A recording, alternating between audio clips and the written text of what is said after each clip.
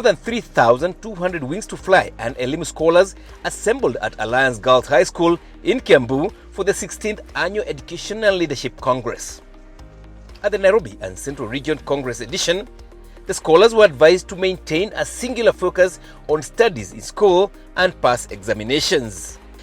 Equity Group Foundation Executive Chairman Dr. James Mwangi told the scholars to uphold values that are the guardrails to keep them out of trouble.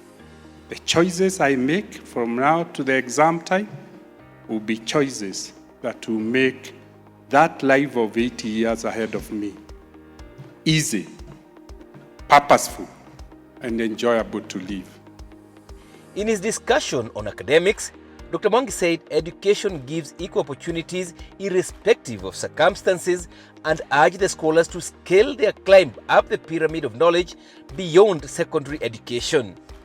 Don't get lost in the friendship of and pressure of peer colleagues, because you came here alone. And when the whistle is blown, you have finished the exam, you go home alone. Addressing the Form 4 students that were part of the gathering together with Form 3s, Dr. Mwangi said those who had lost focus had a chance to change their course of action to succeed. And please don't regret if you have not used the time well for the last 3 or 4 years. Make a resolution that you grow back the time that you never spent well by working a little bit harder.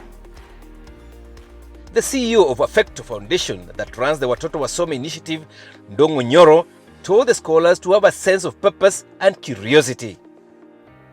You still can choose to make it a different story for you. Referring to the Congress theme, the innovation generation, igniting ideas, creating impact, Nyoro told the students to adopt a creative and problem-solving mindset to see every problem as a chance to find a solution.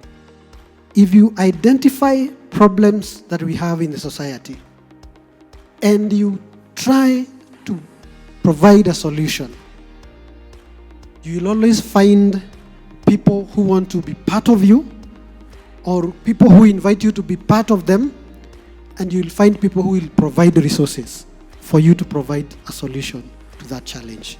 The Alliance Girls Principal Jadida Mwangi illustrated the impact of the scholarship mentorship, saying all the sponsored scholars in her school scored an A in the last Kenya Certificate of Secondary Education KCSE exams.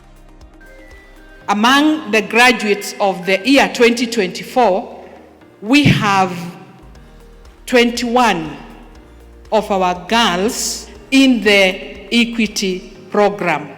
19 of them scored an A grade of 84 points.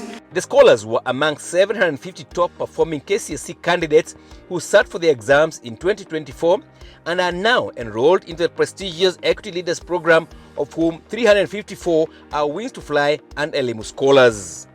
Scholars, you have a gift that you've been given freely by God, and I know many people have spoken to you, but let me tell you this: you can only enjoy a gift if you take care of it. That gift of being sponsored to go through education is the greatest gift that you can get from equity.